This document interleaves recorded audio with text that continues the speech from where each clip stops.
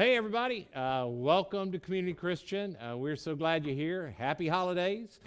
Over the next few weeks, we're going to meet Grace and her family a lot more. But the truth is, you already know Grace, don't you? I mean, we've all got a Grace in our family. In fact, some of you are sitting next to Grace right now. You don't have to move or anything. But everybody knows somebody like that. We have somebody in our family, we have a friend, and you watch them, and they're just so difficult on everybody. And at some point, you're just watching as they talk about all the reasons that everybody's so difficult for them to get along with, and you're just like, hey, lighten up. I mean, can you just lighten up? I mean, you got a point, and I know you've been hurt, and I know people didn't listen to you, and I know that they've done you wrong, and I know all the reasons that are going on, but hey, just cut people some slack. I mean, can you just give people another chance? But when you're in the middle of it, you're watching that take place, and you can just see, hey, they don't get it because there's something missing.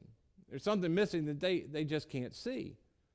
And what you notice when you're in the middle of that is that you listen to them talk about people, and they write people off, and some of us are written people off, and some of us have been written off, and you just want to say to everybody, hey, can we just give everybody another chance? Can't we just let it go? I mean, just move on. But as you listen to their story and as you watch them talk, you know, they're not going to get it because there just seems to be something missing in their relationship. And it doesn't really matter what the relationship is. It could be family, it could be a friend, but there's this thing, and they just don't see it. And when you're the one that's in the middle of it, you certainly don't see it. And standing on the outside, you can see it so clearly that there's just something missing between the two of them. It's like when you're a parent and you have your young kids particularly come to you, and they're like, he did, she did, I was on the couch and they took my place, or they took this thing from me, and you're just like, whoa. Just work it out. I mean, come on. It's not that big a deal. You guys won't even remember in a week, but to them, it's like huge. And you know they're not going to work it out because they just can't see. There's something missing that they don't want to offer. And you've seen it go on with people. Every time you hear somebody argue, whether it's a husband and wife or it's a parent and child, when you watch people argue, you just want to say, hey, you guys are you're missing it. Just cut each other some slack. And I have to say, you know, when you watch what's going on in our world, which we've been talking about in our country this whole year as a church, and where we as followers of Christ can step into this divide that seems to be growing in our country, isn't there times when you stand back, and I know it's naive to say this, and I know there's bigger complexities than this, so you don't have to come and say that to me later, but isn't there just a time when you stand back and you watch all the arguments going on, and you just want to say to all our leaders, hey, work it out. Man, we are tired of hearing you argue all the time. Isn't it just true you just want to get them together and go, hey, all of you old men and women, because they're all old. I mean, they're 60 and up. You just want to get all the 60 to 80-year-olds and go, hey, grow up. Just grow up. Just work it out. Hey, we're going to put 3 of you from one party and 3 from another party. We're going to put you in a room, and nobody gets to eat or sleep or go to the bathroom until you just work it out. Just work it out. But you and I both know they're not going to work it out because there's something missing there. And I get there are bigger complexities, and I know there are bigger issues, but you can't work it out because there's something that nobody's just willing to offer, this thing that's missing. It's right in the middle, and they just can't see it. And when you're watching somebody from the outside, you can see it so clearly, and the same thing is missing between husband and wives that can't get along. You're watching this thing, and it's missing in our relationships in our own relationships with people that we love. Maybe you're standing back and you're watching your grown children in their relationships. You see them in their marriage, and they come to you and they say, oh, Mom, he did, or she did, and you listen to them, and there's some degree to which you feel sympathy, but then there's another part of you which want to say, hey, if you guys are ever going to make it, you're going to just have to step around that, and you're going to have to let some stuff go. Maybe you're the kid, and you've watched your mom and dad ever since you can remember, and your mom's like this, and your dad's like this, and she's got her reasons to be mad at him, and he's got his reason to be upset with her, but you just want, as a grown-up now, you just want to say, hey, Both of you have been this way since I was born.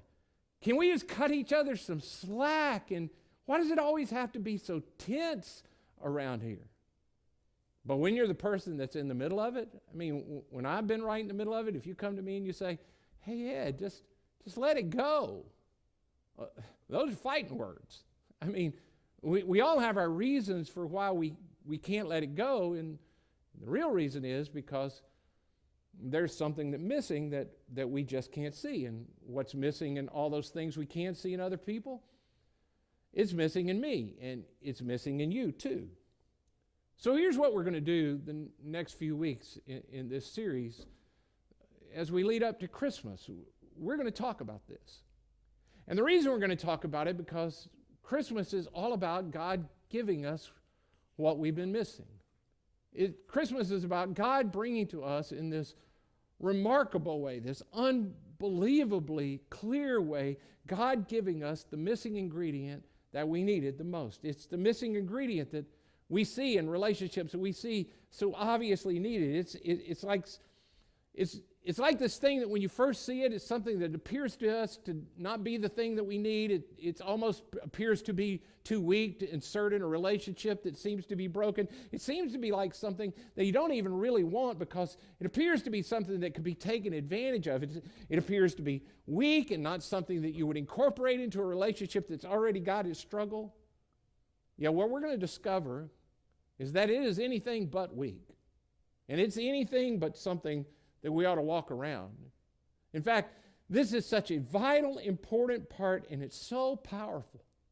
It's powerful enough that it has the power to bring husband and wives back together and parents and their children back together. It's so powerful it has the potential to change communities and to heal racial divides. I think if we, as followers of Christ, would actually be willing to incorporate this into our lives, it has the power to heal our nation. It's the missing ingredient for sure, most likely in your marriage if you're having trouble, in your parenting if you're having trouble. It's certainly the missing ingredient in our world. And when God came at Christmas in the form of Jesus, he brought in Jesus this missing ingredient that we needed so badly. And when Jesus walked on the earth, what this was, it poured out of him. It threatened the people who didn't see that they needed it. But to people who could see that they needed it so badly, it's the reason they flocked to him. To the people that heard what he had to offer and they'd say, that's not important and we don't need it, they killed him. But for those who said, that's exactly what I need, they flocked to him, they followed him, they offered it to people, and they changed the world. The message of Christmas is that God gave to us what we needed. In his Son, in Jesus, he gave us this ingredient the world so badly needed. And I want to start this series by showing you how it's first described by one of the followers of Jesus. This is shown to us by a guy named John in the book that he wrote about Jesus' life. Now, we believe, most historians believe, that when John writes this book, he's already an old man. In fact, he's already written a number of other books that will be included in the Bible eventually. One's the book of Revelation that you've heard about, but near the end of his life, he's the last remaining eyewitness of Jesus, and he's going to write this book. Now, most of us believe that he's already read the other biographies of Jesus that we have. He already knows what they say. And so it's like when John comes to his point, he doesn't start his book the way that everybody else starts. It's like John wants to not give a blow by blow beginning with the birth of Jesus. Instead, it's like he's talking to people with a short attention span, and he wants to say to them, look, if you don't read everything I said, if you don't even get to the stories about Jesus, I want you to know this is not a story about a man that's from God. This is not about a prophet sent from God. This is not about a good man who told us a better way to live. This is about a man who was from God, who was God, and he brought to us the one thing we didn't have. It's the one thing we needed. And when we saw it, it was so totally different than anything we'd ever seen that it blew our mind. And I want you to know that when we saw what he had to offer, it changed not only what we thought about ourselves, it changed the way that we saw God. We almost totally missed it because it was so different.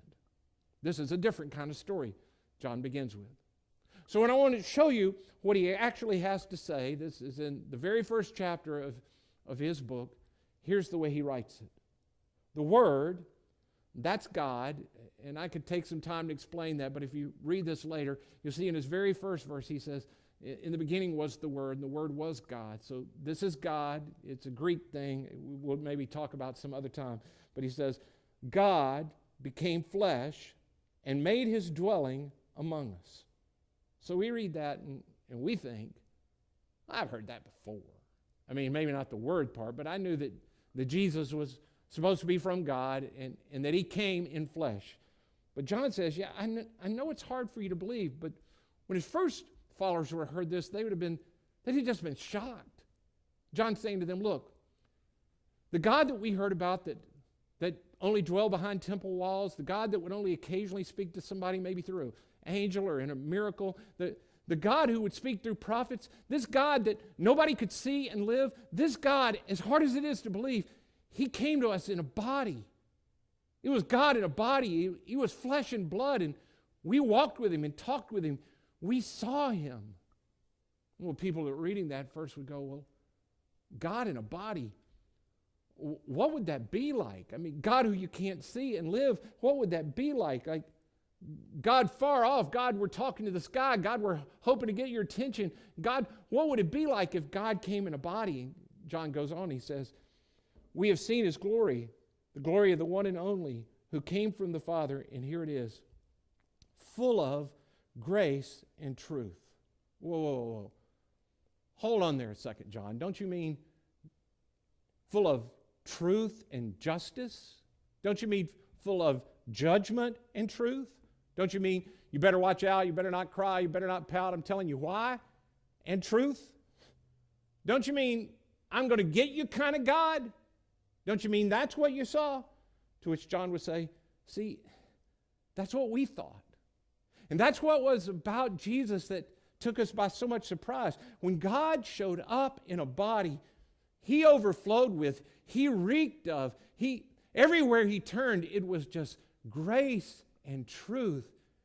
And we couldn't hardly believe it, to which the people might have thought, well, John, maybe the reason you couldn't believe it is because you got the wrong guy. Maybe, there were a lot of people around claiming to be Messiah at this time, John, and maybe the reason this guy was grace and truth, and maybe the reason you couldn't believe it was God is because it wasn't God. You just got the wrong guy. He wasn't the Messiah, to which John goes on to say, no, I know I got the wrong guy. He says, because John, and now he's not talking about himself, he's talking about John the Baptist, who everybody in their day knew was a prophet from God. They all respected him as a prophet from God. John, who wrote this book, and John the Baptist are two different guys. He says, we know we have the Messiah because John, who we had followed down to the river and we were watching him baptize people and we knew he was a prophet, John kept saying to us, hey, the Messiah is going to come. So watch for him. He's going to show up. John the Baptist, one day, when this a guy walks up, he says, this is he whom I said, he who comes after me has surpassed me because he was before me. What? Yeah, that's right. He who comes after me has surpassed me because he was before me. Okay. Here's all that John's saying.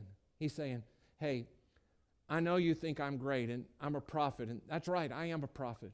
And I told you I was preparing the way for one. Well, this is the one. He who comes after me, I was first.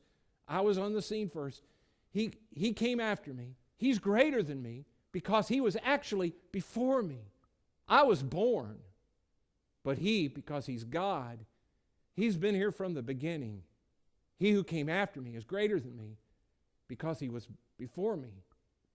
See, John says, we know we got the right guy because John the Baptist that everybody respects, he said, there he is.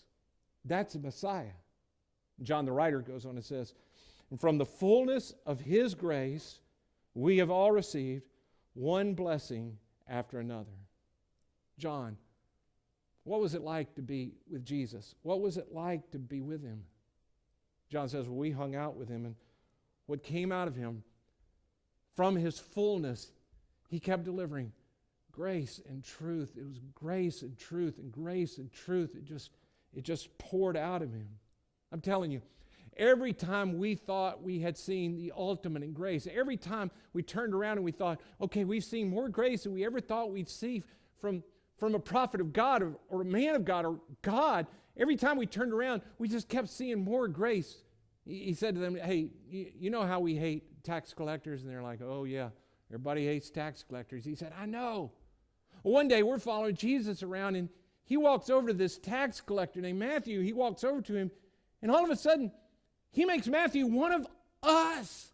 Now Matthew, this guy we all hate, he's one of us. They're like, no way. He goes, yeah, he's like one of us. And then to make sure that we got it, another day we're in another place and there's this little guy up in a tree, and the reason he's up in a tree is because he's short and he wanted to see Jesus, but really he's in the tree because he too was a tax collector and people hated him. He couldn't have been in the crowd.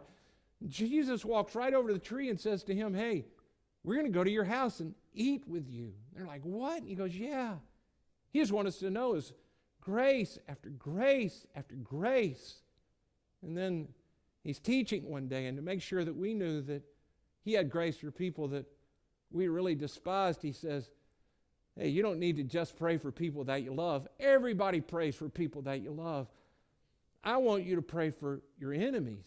And we're like, why would we do that? He's like, because that's what God's like. That's what grace does. Grace is extended to good and bad, people who love you and people who don't. He was just grace after grace after grace after grace. Every time we turn it around and we thought we had the most of it. The only way I know how to describe it is out of his fullness. It was just grace after grace after grace. Jesus showed up. We were blown away. That's what we saw. John says, before you read the rest of this, I just want you to know, God was not at all who we thought he was. When he showed up and we saw him, he was grace and grace and grace. This was God in a body, and he was nothing like we expected. And then he comes back to common ground with him, and he says, for the law was given through Moses. And they're like, okay, now finally we can agree on something. Yep, the law of God was given to us through Moses. And the law is clear. I mean, it's you do this and God's unhappy. You do this and God likes it. And we love the law because the law makes everybody on. We know where everybody stands. We know how we mark up. For the law was given through Moses. Grace and truth came through Jesus Christ. John says, I'm telling you, Jesus never broke the law. Jesus kept the law. Jesus loved the law. He said, I've come to fulfill the law. He didn't cancel any of the law. He married both truth from Moses and grace. He took those two together, truth and grace, and he married them together. He was one together. They both flowed out of him. I mean, he said, you know how we saw grace everywhere we went? Well, one time we thought he was just all grace. We're hearing him teaching about the law of God, and he says, you've heard that it said that you should not commit adultery? And he'd go, yeah, we know that, so none of us commit adultery. And he said, well, I say to you, if you've lusted after anyone and thought about committing adultery, doing wrong sexual things with them, that you're not married to them, in your heart, you've already done it. Well, I'll tell you, at that point, nobody wanted to look him in the eye. I mean, Jesus took the truth and he put it at a whole other level just so that we could understand, hey, all of you deserve it. All of you deserve to be far away from God. And then when he made it clear to us exactly where we deserve to be, he said, but that's not how God feels about you. God knows exactly who you are, but God wants you to be close to him. I know exactly what you deserve, but I'm going to give you something totally different than that. In Moses, we understood the law. In Jesus, we got grace and truth. We got grace and truth together. Then he says, no one has ever seen God but the one and only Son, who is himself God and is the closest relationship with the Father. He made him known.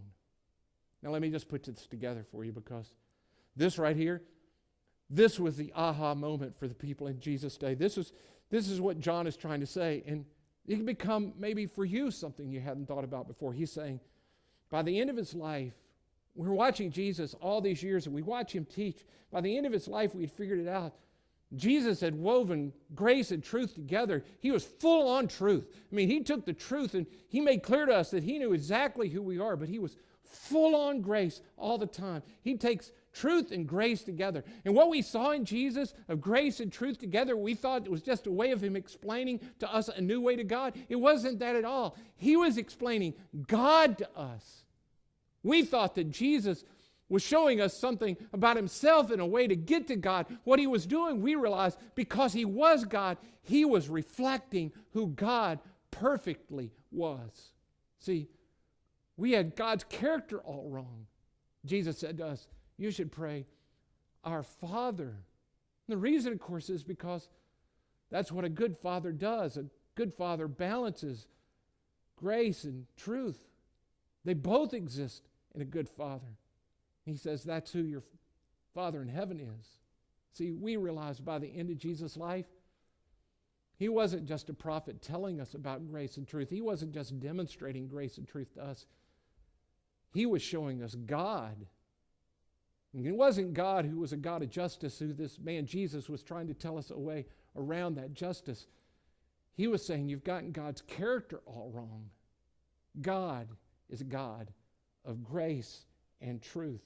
At the core of who he is he's a good father. And in a good father, there is love. And God's character is love. And in love, there is both grace and truth. See, at Christmas, God sent us the missing ingredient. And the missing ingredient was what the lady in the video, Grace, that she did not have. It's what makes her name so ironic. It's the missing ingredient in relationships that you're struggling in. It's the missing ingredient between two people that can't get along. It's the missing ingredient in our country between Democrats and Republicans. It's the missing ingredient when you can't forgive and you can't just let it go. It's the missing ingredient. And the missing ingredient in all of it, it's the same. It's grace and truth married together. It's love. The ability or willingness to look at somebody else and go, hey, I know exactly what you deserve. I know exactly what you've done. I know exactly how you've hurt me. I know exactly how you've wronged me. But instead of giving you what I think you deserve, I'm going to give you what my Heavenly Father has given me again and again and again and again. I'm going to give you exactly what you do not deserve. At Christmas, God gave us what we did not deserve.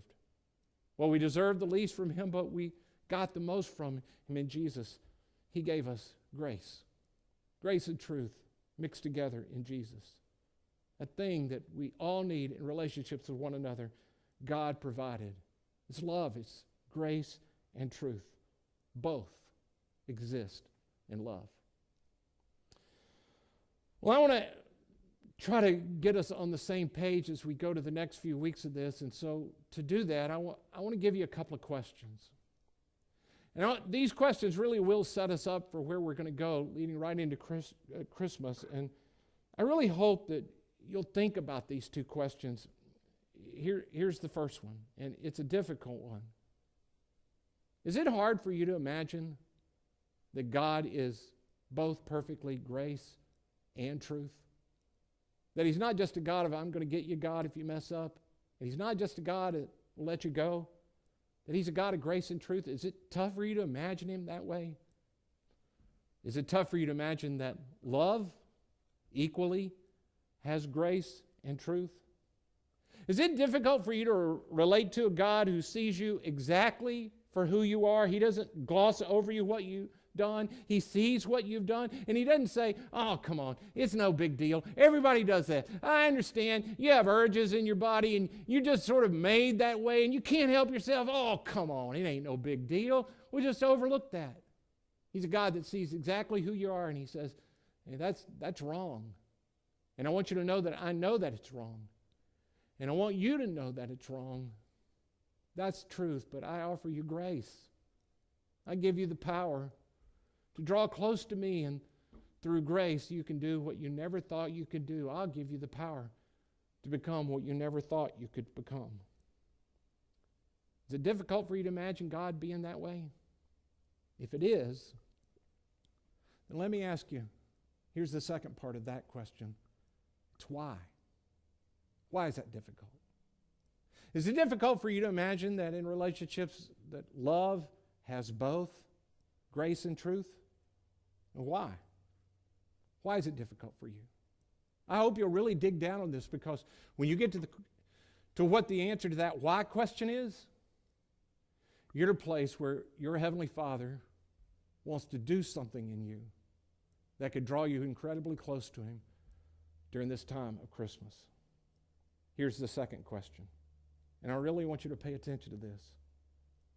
In which relationship is it most difficult for you to offer grace and truth? I don't necessarily mean forgiveness. In which relationship is this the most difficult for you to offer? I mean, which relationship is it most difficult for you to say, I know because of what you've done to me, I know what you deserve from me, but I'm not going to give you what you deserve. I'm going to give you what my Heavenly Father gave you. What relationship is it for you, tough for you to say, hey, I know what I should say. I know what the truth is. But because of who you are and because of what we are, I don't feel like I can tell you the truth. Which relationship is that? And this is a two-part question as well. Why? Why is that the relationship where you have such a hard time? I'll give you part of the reason why. And you can spin on this for a little bit this week. Part of the reason why it's most difficult for you is because you're afraid. You say, I'm not afraid. Yeah, it's because you're afraid. The reason you can't tell the truth, the reason you can't offer grace is most likely because you're afraid. And I'll give you a couple of sentences for you to think about and answer here. The reason I'm afraid to offer them grace is. The reason I'm afraid to tell them the truth is. I plead with you. Hey, you dig down on this. You use this time to begin to think about this fullness of grace and truth and how it exists in love. And the reason you don't offer it's probably because you're afraid of something. Why? Why are you afraid? What are you afraid of? When you come to that answer, that's a place that God wants to do something in your life. I have to tell you, I have had to come back to this many times over the last 30-some-odd years of walking with God. I have not always been the happy-go-lucky, easy-get-along-with person that you see in front of you right now. There's been a time in my life where I not only was written off by people, I wrote a whole lot of people off. You just get on the wrong side, just walk away. At a certain point in my life, I had a really good friend who was trying to help me move forward in a bunch of areas, and he sees me doing this. And at one particular time, I can remember right where we're sitting, he says to me, hey, why do you do that? And I said, what? He said, just, why'd you write that guy off? I said, I did, because.